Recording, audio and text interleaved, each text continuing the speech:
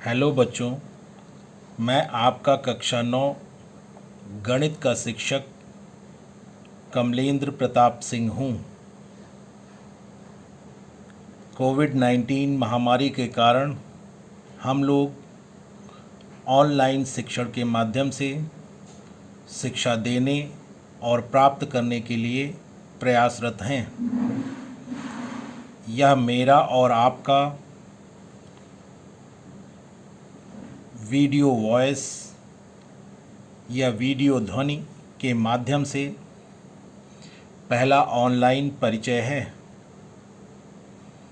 आज हम लोग कक्षा 9 गणित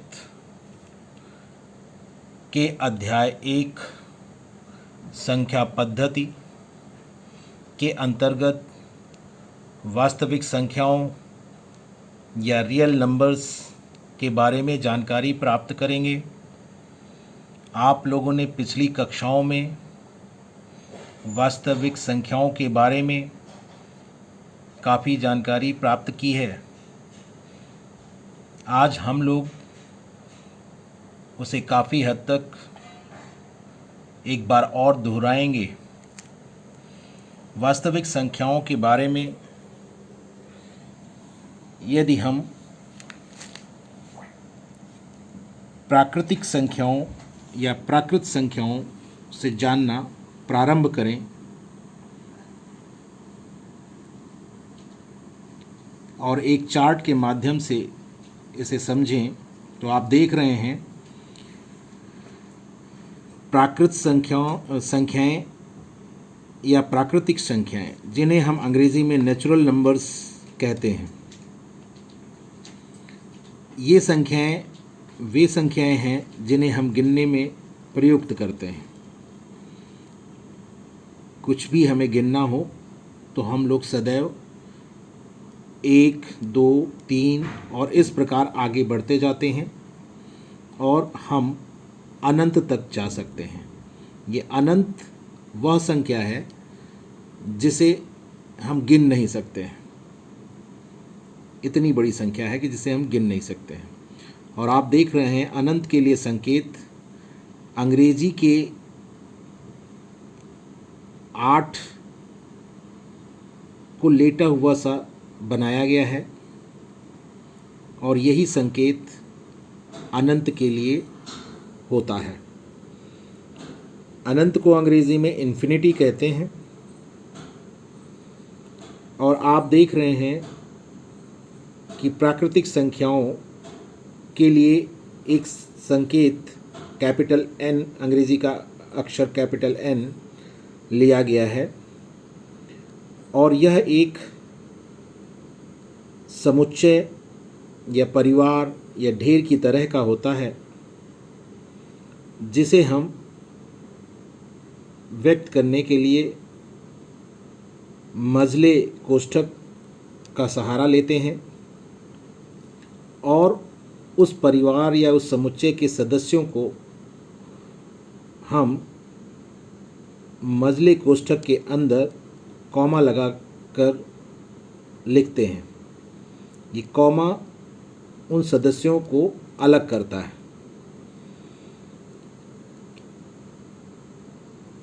इस प्रकार प्राकृतिक संख्याएं जितनी भी हैं, उनमें अगर हम शून्य को और शामिल कर लें, जिसे अंग्रेजी में आप ज़ीरो कहते हैं, तो यदि हम शून्य को भी प्राकृतिक संख्याओं में शामिल कर लें या सम्मिलित कर लें, तो हम एक थोड़ा सा बड़ा परिवार संख्याओं का प्राप्त करते हैं, जिसे हम पूर्ण संख्याएं कहते हैं। अंग्रेजी में होल नंबर्स कहते हैं और इनके लिए संकेत है अंग्रेजी का बड़ा अक्षर W। और आप देख रहे हैं कि पूर्ण संख्याओं को समुच्चय की तरह जब हम लिखते हैं तो मजले कोष्ठक के अंदर 0, 1, 2, 3 और इसी प्रकार अनंत तक लिखते हैं। समुच्चय एक ऐसा समूह होता है या ऐसा ढेर होता है जिसमें हमें यह पता रहता है, या ऐसा परिवार होता है जिसमें हमें यह पता रहता है कि उसमें उसके जो सदस्य हैं वो कौन कौन हैं, स्पष्ट रूप से हमें पता रहता है, और ऐसे समूह को हम कहते हैं सुपरिभाषित समूह। तो यह हमें ध्यान रखना है। अब यदि हम प्राकृतिक संख्याओं के पूर्व धन चिन्ह लगा दें तो हमें एक अलग तरह की संख्याएं प्राप्त होती हैं, या अलग तरह की संख्याओं का परिवार प्राप्त होता है। यहाँ पर देखें, मझले ब्रैकेट के अंदर लिखा हुआ है धन 1, धन 2, धन 3 और इसी प्रकार धन अनंत तक। यह एक संख्याओं का अलग परिवार है जिसे हमने प्राकृतिक संख्याओं से प्राप्त किया है, यह कह सकते हैं हम। और इन्हें हमने एक अलग नाम दिया है धन पूर्णांक। ये सभी पूरे अंक हैं, इसीलिए पूर्णांक शब्द का प्रयोग किया गया है। धनात्मक हैं, इसीलिए धन शब्द यहाँ पर लगा है शुरू में पूर्णांक के पहले। और इसके लिए संकेत i प्लस या z प्लस है। हम i प्लस या z प्लस इसके लिए संकेत क्यों प्रयोग किया गया है, इसलिए i और z के बारे में हम बाद में बात करेंगे। प्लस का यहाँ पर प्रयोग किया गया है, इसका अर्थ इसी से तो आप अच्छी तरह से समझ ही रहे होंगे, क्योंकि यहाँ पर सब धनात्मक संख्याएं हैं, इसीलिए धन चिन्ह का प्रयोग किया गया है। तो इस प्रकार आपने धन पूर्णांक के बारे में जाना, शून्य के बारे में जाना। अब प्राकृतिक संख्याओं के पूर्व अगर हम ऋण चिन्ह लगा दें तो हमें एक अलग तरह का संख्याओं का परिवार प्राप्त होता है। और वह परिवार कैसा होगा? वह परिवार इस प्रकार का होगा: ऋण 1, ऋण 2, ऋण 3 और इस प्रकार ऋण अनंत तक। और ये पूरा जो समुच्चय है इसे हम I ऋण या Z ऋण के द्वारा व्यक्त करते हैं, और इस परिवार को हम ऋण पूर्णांक कहते हैं। और इसके लिए इसको अंग्रेजी में हम नेगेटिव इंटेजर्स कहते हैं। यह संख्याओं का एक अलग परिवार है, गिनने वाली संख्याओं यानी प्राकृतिक संख्याओं से अलग। तो यहाँ पर ऋण चिन्ह क्यों लगा हुआ है I के ऊपर, कैपिटल I के ऊपर और कैपिटल Z के ऊपर, वह आप समझ रहे होंगे, क्योंकि इसमें सभी ऋणात्मक संख्याएं हैं, इसीलिए यहाँ पर ऋण चिन्ह लगा हुआ है। कैपिटल I और कैपिटल Z क्यों प्रयोग कर रहे हैं इसके बारे में हम अभी थोड़ी देर में जानते हैं। यहाँ पर भी देख रहे हैं आप, पूर्णांक शब्द आया है, यानी सब पूरे अंक हैं, 1, 2, 3। इसमें आधा, तिहाई, चौथाई कुछ नहीं है। 1/2, 1/3, 2/3, 4/3 कुछ नहीं, ऐसा कुछ भी नहीं है। अपूर्ण अंक नहीं है, सब पूर्ण अंक हैं, इसीलिए पूर्णांक शब्द का प्रयोग यहाँ पर किया गया है। और ऋण इसलिए प्रयोग किया गया क्योंकि सभी ऋणात्मक संख्याएं हैं। अब हम लोगों ने ऋण पूर्णांक के बारे में जानकारी प्राप्त की, शून्य के बारे में जानकारी प्राप्त की, धन पूर्णांक के बारे में जानकारी प्राप्त की, और इन तीनों ही परिवारों के बारे में हमने जानकारी प्राप्त कर ली है। अब यदि इन तीनों परिवारों के सदस्यों को मिला दिया जाए, एक साथ कर दिया जाए और एक बड़ा परिवार बना दिया जाए, तो हमें संख्याओं का जो बड़ा समुच्चय प्राप्त होता है उसे हम पूर्णांक कहते हैं। और वह परिवार आपका इस तरह का होगा। मझले ब्रैकेट के अंदर देखिए, शून्य लिखा गया है ठीक बीच में, और उसके दाहिनी तरफ धन 1, धन 2, धन 3 और इसी प्रकार आगे बढ़ेंगे तो धन अनंत तक जाएंगे। और शून्य के यदि हम लोग बाईं तरफ बढ़ें तो हमें ऋण 1 मिलता है, ऋण 2 मिलता है, ऋण 3 मिलता है, और इसी प्रकार ऋण अनंत तक हम लोग जाते हैं। तो आप अच्छी तरह से देख रहे हैं कि शून्य के दाईं ओर धन पूर्णांक हैं, सभी धन पूर्णांक दाईं ओर हैं, और ऋण पूर्णांक बाईं ओर हैं। यह हमें स्पष्ट दिख रहा है। और इनके लिए जो संकेत प्रयोग किया गया है वो कैपिटल I अंग्रेजी का और या कैपिटल Z अंग्रेजी का प्रयोग किया गया है। I क्यों आया है? ये जो परिवार है, इस परिवार को संख्याओं का जो ये परिवार है, इस परिवार को नाम दिया गया है पूर्णांक। तो जब हम पूर्णांक कहते हैं तो हम इस मजले ब्रैकेट के अंदर जितनी भी संख्याएं लिखी गई हैं उन सभी संख्याओं के बारे में बात कर रहे होते हैं। यानी ये संख्याओं का एक थोड़ा बड़ा परिवार है, काफ़ी बड़ा परिवार है, और उसकी हम बात करते हैं। और नाम हमने दिया इसको पूर्णांक, यानी इसमें सभी संख्याएं जो हैं वो पूर्ण संख्याएं हैं, यानी पूर्ण अंक हैं सब, कोई कहीं पर भी भिन्नात्मक संख्याएं नहीं हैं। अब आई शब्द क्यों आया? क्योंकि अंग्रेज़ी में पूर्णांक को हम इंटीजर्स कहते हैं, उसका पहला अक्षर लिया गया है इसको व्यक्त करने के लिए।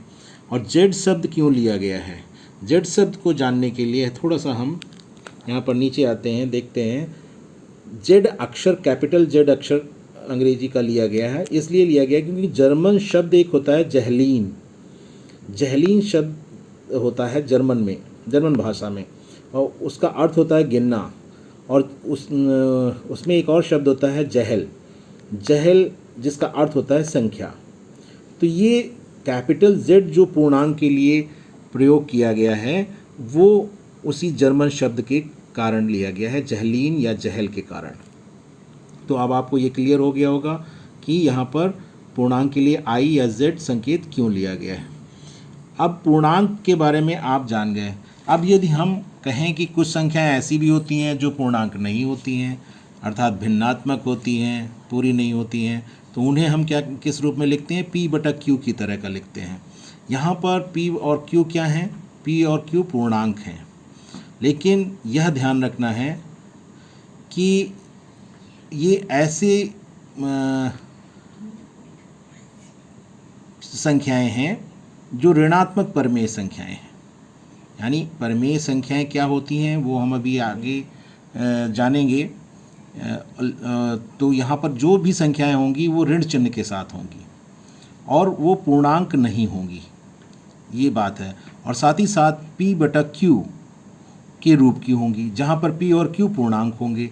उसके साथ एक शर्त भी लगी हुई है कि P Q, ये जो E जैसा चिन्ह बना हुआ है, इसको ये सदस्य होने के लिए प्रयोग किया जाता है। यानी P और Q सदस्य हैं किसके? आई समुच्चय के। आई समुच्चय आप जानते हैं, आई समुच्चय का अर्थ एक परिवार की तरह से। तो P और Q क्या है? आई के सदस्य हैं, आई परिवार के सदस्य हैं या आई समुच्चय के सदस्य हैं। लेकिन हमें यह ध्यान रखना है कि Q शून्य के बराबर नहीं होना चाहिए। जब हम P बटा Q लिखते हैं तो यहाँ पर Q शून्य नहीं होना चाहिए, क्योंकि P बटा Q में अगर हमने Q को शून्य कर दिया तो आप जानते हैं कि जो हर होता है वह P बटा Q का अर्थ यह होता है कि हर से हम हर Q से हम P में भाग कर रहे हैं।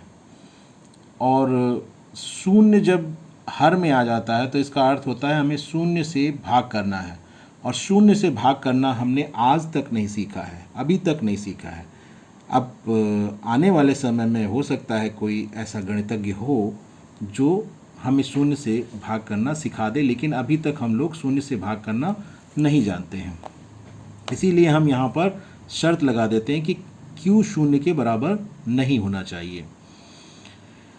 तो ये संख्याएं किस तरह की हो सकती हैं? उदाहरण के लिए हमने यहाँ पर देखिए लिखा हुआ है ऋण 1/2, 1/2, ऋण 3/4, 3/4। इस तरह की कोई भी संख्याएं हो सकती हैं। इस समय आप जानते हैं वो अंश में भी पूर्णांक होगा और आपका हर में भी पूर्णांक होगा। तो अब दो तरह की यहाँ पर हमने संख्याओं के परिवार को देखा। एक तो पूर्णांक का परिवार है, पूर्णांक के परिवार से आप परिचित हो चुके हैं। फिर अभी हमने कहा कि ऐसी संख्याएं जो पूर्णांक नहीं हैं। अब पूर्णांक नहीं हैं तो वो कैसी हो सकती हैं? वो इस प्रकार की हो सकती हैं जो हम लोगों ने अभी पढ़ा कि ऋणात्मक परमेय संख्याएं, जिन्हें हम कहते हैं परमेय संख्याएं क्या होती हैं, वो हम अभी आगे जानेंगे। तो आपने अगर हम ये जो दो परिवार हमें संख्याओं के प्राप्त हुए, क्या संख्याएं जो पूर्णांक नहीं हैं और साथ ही साथ संख्याएं जो पूर्णांक हैं, तो इन्हें अगर हम सम्मिलित करते हैं तो हमें ऐसी संख्याएं प्राप्त होती हैं या संख्याओं का ऐसा समूह प्राप्त होता है जिसे हम कह सकते हैं संख्याएं जो भिन्न नहीं हैं।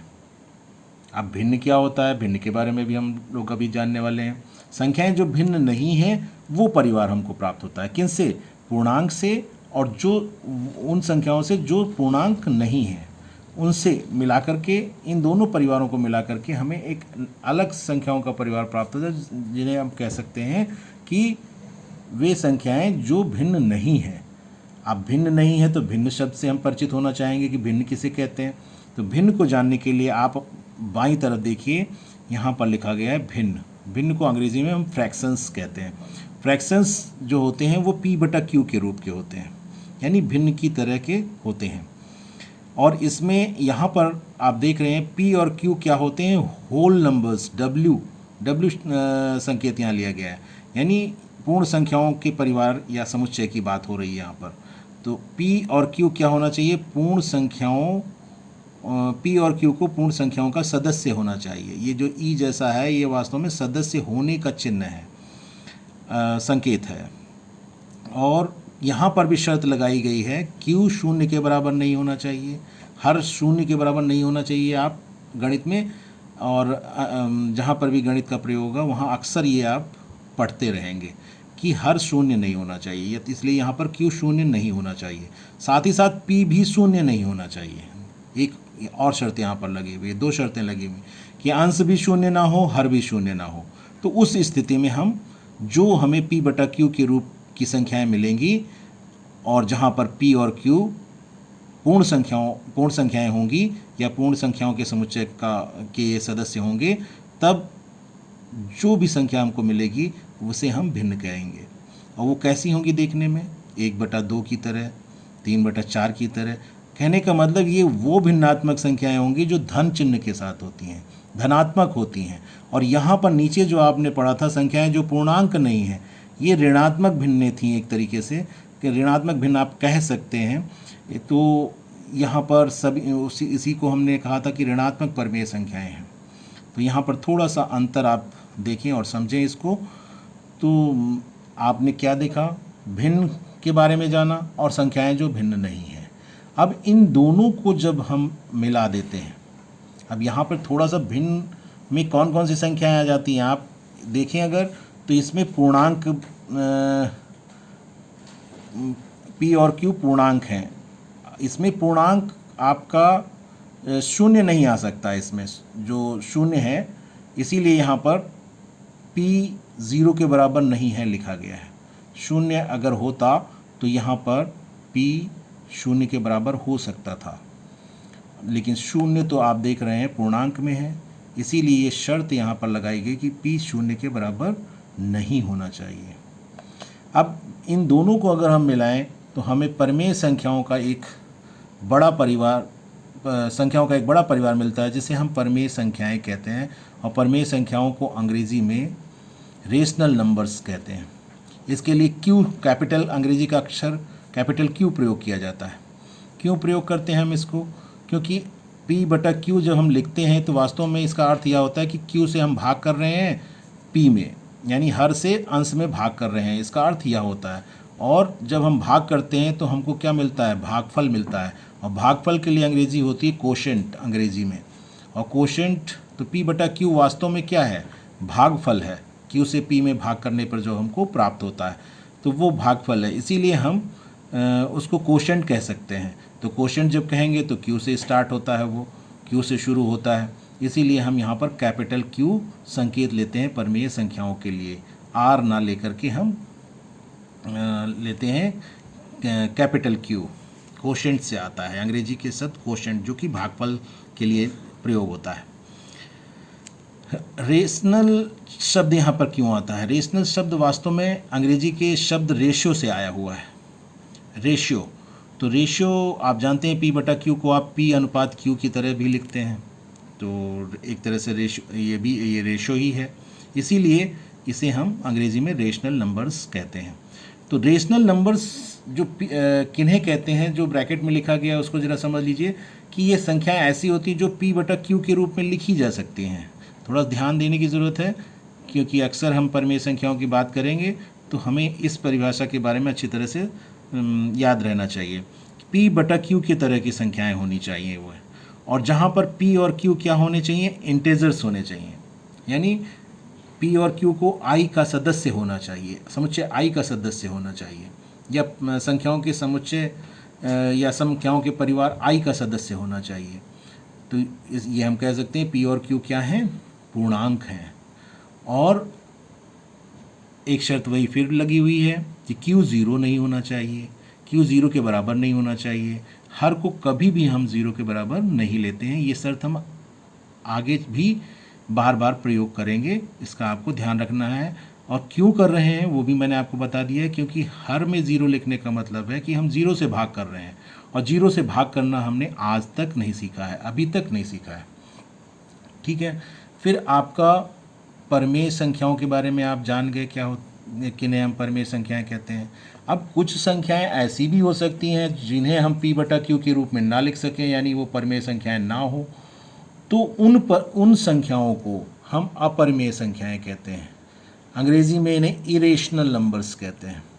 और उदाहरण के लिए वर्गमूल 2, वर्गमूल 3 और इसी प्रकार अन्य संख्याएं हो सकती हैं। और पाई एक शब्द आप प्रयोग करते हैं गणित में, तो पाई जो संख्या होती है वह भी इरेशनल नंबर होती है। इसी प्रकार की बहुत सी संख्याएं आपको मिलेंगी जिन्हें हम P बटा Q के रूप में नहीं लिख सकते हैं, अर्थात वे परिमेय संख्याएं नहीं होती हैं। तो ऐसी संख्याओं को हम अपरिमेय संख्याएं कहते हैं। ये संख्याओं का एक अलग परिवार है। इसके लिए हम कोई संकेत वैसा नहीं प्रयोग करते हैं, इसीलिए यहाँ पर हमने संकेत नहीं दिया है। अब हम बात करें संख्याओं के सबसे बड़े समुच्चय के बारे में जो हम पढ़ते हैं। उसमें अगर हम देखें तो हम देख रहे हैं अच्छी तरह से कि यहाँ पर वास्तविक संख्या लिखा गया है, जो कि वास्तव में परमेय संख्याओं और अपरमेय संख्याओं दोनों को जब मिला देते हैं तो एक और बहुत बड़ा परिवार हमको प्राप्त होता है। सबसे बड़ा परिवार आप कह सकते हैं, जो हम पढ़ते हैं फिलहाल आप पढ़ेंगे, उसे हम कहते हैं वास्तविक संख्याएं। वास्तविक संख्याओं को अंग्रेज़ी में रियल नंबर्स कहते हैं। तो जब भी हम वास्तविक संख्याएं सब का प्रयोग करें तो आप समझ जाइए कि जितनी भी संख्याएं हम लोगों ने अभी तक पढ़ी हैं या हम पढ़ रहे हैं, वे सब संख्याएं आपकी वास्तविक संख्याओं के अंतर्गत आ जाती हैं। ये संख्याओं का सबसे बड़ा परिवार हम कह सकते हैं फिलहाल जो हम पढ़ते हैं कक्षा 9-10 में, उसमें सबसे बड़ा परिवार है वास्तविक संख्याएं। आप Q बराबर P बटा Q का मतलब समझ लें। इसका मतलब होता है P में हम Q से भाग कर रहे हैं, जिसे हम इस तरह से लिखते हैं। और जिसे जब भाग करेंगे तो भाग करने के बाद जो भी भागफल आएगा वह कोशेंट कहलाता है, कोशेंट। इसी कारण से हम परमेय संख्याओं के लिए संकेत Q लेते हैं। अब एक और चीज़ हम जानना चाहेंगे कि संख्या रेखा शब्द आता है, प्रयोग होता है। तो संख्या रेखा पर हम संख्याओं को दिखाते हैं। एक ऐसी रेखा होती है जिस पर हम संख्याओं को प्रदर्शित करते हैं, इसलिए हम उसे संख्या रेखा कहते हैं। सभी संख्याओं को हम इस पर प्रदर्शित कर सकते हैं। आप देख रहे हैं रेखा में, आप जानते हैं दोनों तरफ रेखा का अनंत विस्तार होता है, यानी दाईं ओर और बाईं ओर इसे अनंत तक बढ़ाया जा सकता है। और उसके ठीक बीच में हम शून्य को मान लेते हैं। शून्य के दाईं ओर सभी संख्याएं जो लिखी जाती हैं वो धनात्मक चिन्ह के साथ होती हैं, और जो बाईं ओर लिखी जाती हैं वो ऋण चिन्ह के साथ होती हैं। तो आप देख रहे हैं यहाँ पर 0, 1, 2, 3, 4 शून्य के दाईं ओर लिखी गई संख्याएं, ये सारी धनात्मक संख्याएं। धन चिन्ह हमने नहीं लगाया है क्योंकि हम लोग जानते हैं कि अगर किसी संख्या के पहले कोई चिन्ह नहीं है तो वहाँ पर धन चिन्ह होता है, या हम मान लेते हैं। और शून्य के बाईं ओर आप देख रहे हैं ऋण चिन्ह लगाया गया है। ये सभी ऋणात्मक संख्याएं हैं। हमेशा यह ध्यान रखना है कि दाईं ओर जो संख्याएं होती हैं, कि दो संख्याओं की अगर हम बात करें तो जो संख्या रेखा पर दाईं ओर होगी वह बड़ी होती है, और जो बाईं ओर होती है वह छोटी होती है। इसको आप इस तरह से समझ सकते हैं कि जैसे 2 है और 5 है, 2 और 5 में हम ये कहें कि कौन सी संख्या छोटी है कौन सी बड़ी है, तो उसे हम संख्या रेखा पर देखें तो हम पाएंगे कि 2 के दाईं ओर 5 पड़ता है, इसलिए 5 बड़ा है, और 5 के बाईं ओर 2 है, इसलिए 2 छोटा है। ठीक इसी तरीके से, इसी प्रकार से हम यहाँ पर भी बात करें ऋण 2 और ऋण 5 में, तो ऋण 2 और ऋण 5 में देखिए जीरो के दाईं ओर जीरो के बाईं ओर जो संख्या लिखी हैं उनमें हम ऋण 2 और ऋण 5 में अगर हम बात करें कि कौन बड़ा है कौन छोटा है, तो आप देख रहे हैं कि ऋण 5 के दाईं ओर ऋण 2 है, तो हम ऋण 2 को बड़ा कहेंगे, किससे? ऋण 5 से। और आप देख रहे हैं कि ऋण 5 जो है वो ऋण 2 के बाईं ओर है, तो जो बाईं ओर संख्याएं होती हैं संख्या रेखा पर वो छोटी होती हैं, इसलिए हम यहाँ पर कहेंगे कि ऋण 5 ऋण 2 से छोटा है। तो अब आप समझ गए होंगे कि हम संख्या रेखा पर संख्याओं को कैसे प्रदर्शित करते हैं। जो भिन्नात्मक संख्याएं होती हैं या परमेय, ऐसी परमेय संख्याएं होती हैं जो पूर्ण नहीं होती हैं, तो पूर्ण नहीं है जैसे 1/2 है, 1/4 है। 1/2 के लिए हम क्या करेंगे? 0 और 1 के ठीक बीच में जो बिंदु होगा वह 1/2 को प्रदर्शित करेगा, और 0 और 1/2 के बीच में ठीक बीच में जो चिन्ह होगा वो 1/4 को, यानी उसके भी आधे को प्रदर्शित करेगा या व्यक्त करेगा। इसी प्रकार आप 0 और -1 के बीच में ऐसा बिंदु ले सकते हैं जो 1/3 हो, यानी तिहाई हो, तो उसे हम ऋण 1/3 लिखेंगे, और अगर 2/3 हो तो हम उसे ऋण 2/3 लिखेंगे। तो इस प्रकार से हम संख्या रेखा पर संख्याओं को प्रदर्शित कर सकते हैं। इस वीडियो में बस इतना ही, से अगले वीडियो में। धन्यवाद।